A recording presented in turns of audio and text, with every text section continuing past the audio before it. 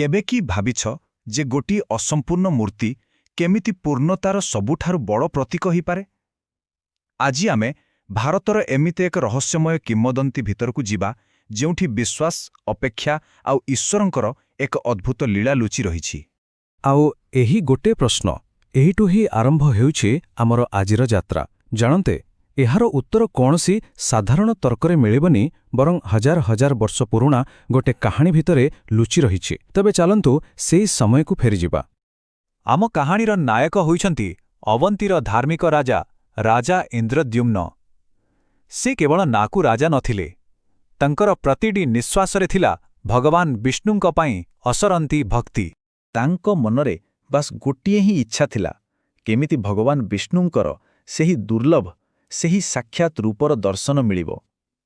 ଆଉ ଜାଣନ୍ତି, ତାଙ୍କର ଏ ଗୋଟିଏ ଇଚ୍ଛା ଏମିତି ଏକ ଯାତ୍ରା ଆରମ୍ଭ କରିଥିଲା ଯାହା ପୁରା ଇତିହାସକୁ ବଦଳିଦେଲା। ରାଜା ଯାହାକୁ ଖୋଜୁଥିଲେ ସେ ଥିଲେ ନୀଳମାଧବ। ଟିକେ ଭାବନ୍ତୁ ତ, ଘଞ୍ଚ ଜଙ୍ଗଲ ଭିତରେ ଗୋଟିଏ ଗୁପ୍ତ ଗୁମ୍ଫା, ଆଉ ସେଠି ପୂଜା ପାଉଛନ୍ତି ନୀଳକାନ୍ତ ମଣି ପରି ଦିଶୁଥିବା ଏକ ଦିବ୍ୟ ମୂର୍ତ୍ତି। ସେ କେବଳ ପଥରର ମୂର୍ତ୍ତି ନଥିଲେ, ସେ ଥିଲେ ଏକ ଜୀବନ୍ତ ଦିବ୍ୟ ରହସ୍ୟ। ହେଲେ ସେ ଦିବ୍ୟ ରହସ୍ୟ ପାଖରେ ପହଞ୍ଚିବା କ'ଣ ଏତେ ସହଜ ଥିଲା?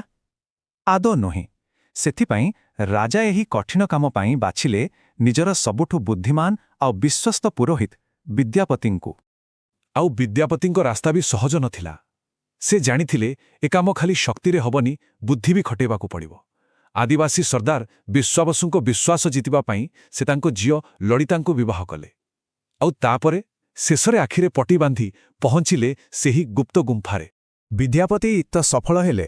ଖବର ପାଇଁ ରାଜା ଇନ୍ଦ୍ରଦ୍ୟୁମ୍ନ ନିଜର ପୂରା ସୈନ୍ୟବାହିନୀ ସହିତ ସେଠାରେ ପହଞ୍ଚିଗଲେ। ହେଲେ ତାଙ୍କ ପାଇଁ ଯେଉଁ ଆଶ୍ଚର୍ଯ୍ୟ ଅପେକ୍ଷା କରିଥିଲା, ତାହା ତାଙ୍କର ସବୁ ଆଶାକୁ ବୋଧହୁଏ ଭାଙ୍ଗିଦେବା ପାଇଁ ଥିଲା। ଟିକେ ଭାବି ଦେଖନ୍ତୁ ସେ ଦୃଶ୍ୟଟାକୁ। ରାଜା ଯେତେବେଳେ ଗୁମ୍ଫା ଭିତରକୁ ଗଲେ, ସେଠି କିଛି ନଥିଲା, କେବଳ ଶୂନ୍ୟତା। ନୀଳମାଧବ ଅନ୍ତର୍ଦ୍ଧାନ ହୋଇଯାଇଥିଲେ। ରାଜାଙ୍କର ବର୍ଷ ବର୍ଷର ତପସ୍ୟା, ଏତେ ବଡ଼ ଅପେକ୍ଷା, ସବୁକିଛି ସତେ ଯେମିତି ମୁହୂର୍ତ୍ତକରେ ମାଟିରେ ମିଶିଗଲା। କିନ୍ତୁ ଠିକ୍ ସେହି ନିରାଶାର ମୁହୂର୍ତ୍ତରେ ଏକ ଦିବ୍ୟ ଶୂନ୍ୟବାଣୀ ହେଲା।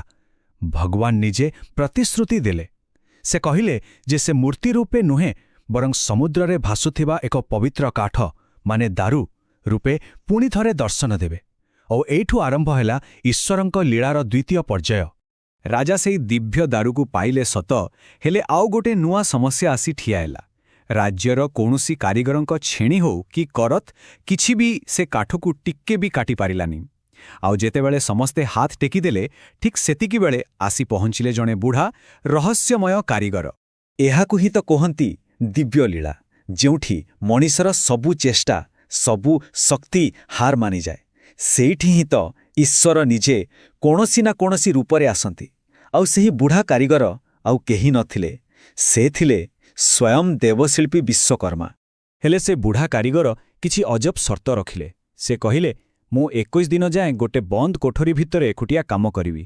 ଆଉ ଏହି ସମୟ ଭିତରେ କେହି ବି ସେ କବାଟ ଖୋଲିବେନି।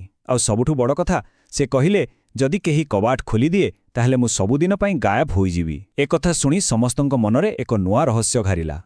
ତ ପ୍ରଥମ 14 ଦିନ କୋଠରୀ ଭିତରୁ ଛେଣି ହାତୁଡ଼ିର ଶବ୍ଦ ଲଗାତାର ଆସୁଥିଲା। ହେଲେ 15 ନମ୍ବର ଦିନ ହଠାତ୍ ସବୁ ଚୁପ୍, ପୁରା ନିଶ୍ଚୁପ।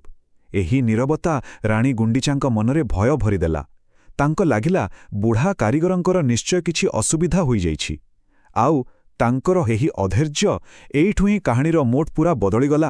ଆଉ ତାପରେ ଆସିଲା ସେହି ମୁହୂର୍ତ୍ତ, ଯେଉଁଠି ମଣିଷର ଅଧୈର୍ଯ୍ୟ ଗୋଟିଏ ଦିବ୍ୟ ଯୋଜନାକୁ ସବୁଦିନ ପାଇଁ ବଦଳାଇ ଦେଲା। ରାଣୀଙ୍କର ବ୍ୟାକୁଳତା ଆଉ ଚିନ୍ତା ଏତେ ବଢ଼ିଗଲା ଯେ ସେ ଆଉ ନିଜକୁ ସମ୍ଭାଳି ପାରିଲେନି। ସେ ରାଜାଙ୍କୁ ବାଧ୍ୟ କଲେ ସେହି ବନ୍ଦ କବାଟକୁ ଖୋଲିବା ପାଇଁ।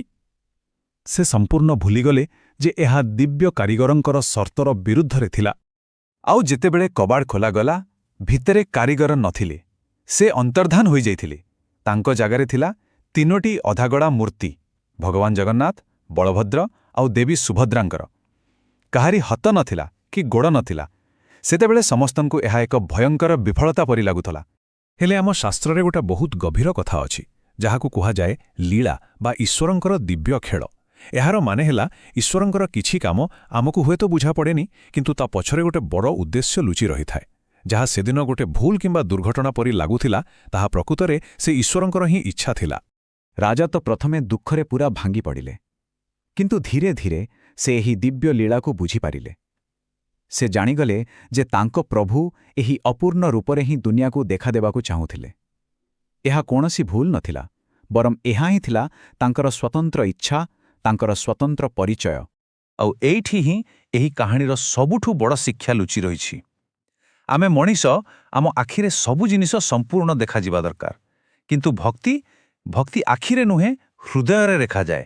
ଆଉ ହୃଦୟ ପାଇଁ ବାହାରର ରୂପର କିଛି ମାନେ ନଥାଏ। ଏହି ଅଧାଗଢ଼ା ମୂର୍ତ୍ତି ଆମକୁ ଏଇଆ ଶିଖାଏ ଯେ ଈଶ୍ୱରଙ୍କୁ ପାଇବା ପାଇଁ କୌଣସି ସମ୍ପୂର୍ଣ୍ଣତାର ଦରକାର ନାହିଁ। ତେବେ ଶେଷରେ ପ୍ରଶ୍ନ ଆସେ, ଏହି ଅପୂର୍ଣ୍ଣ ରୂପ ପ୍ରକୃତରେ କ'ଣ ଦର୍ଶାଏ? ଜଣେ ସର୍ବଶକ୍ତିମାନ ଈଶ୍ୱର କାହିଁକି ନିଜ ପାଇଁ ଏମିତି ଗୋଟେ ରୂପ ବାଛିଲେ ଯାହା ଆମ ମଣିଷ ଆଖିକୁ ତ୍ରୁଟିପୂର୍ଣ୍ଣ ଲାଗେ? ଏହାର ଉତ୍ତର ବହୁତ ସରଳ ଆଉ ସୁନ୍ଦର। ମହାପ୍ରଭୁଙ୍କର ଏହି ରୂପ ଆମକୁ ସବୁବେଳେ ମନେ ପକାଇ ଦିଏ ଯେ ପ୍ରକୃତ ଭକ୍ତି କୌଣସି ଆକାର କିମ୍ବା ରୂପକୁ ଅପେକ୍ଷା କରେନି। ଏହା ଏମିତି ଏକ ସମ୍ପର୍କ ଯାହାକୁ ହାତରେ ଛୁଇଁ ହୁଏନି, କେବଳ ହୃଦୟରେ ଅନୁଭବ କରିହୁଏ। ଆଉ ଶେଷରେ ତାଙ୍କର ସେହି ଅପୂର୍ଣ୍ଣତା ହିଁ ଭକ୍ତିର ସବୁଠାରୁ ବଡ଼ ପୂର୍ଣ୍ଣତା।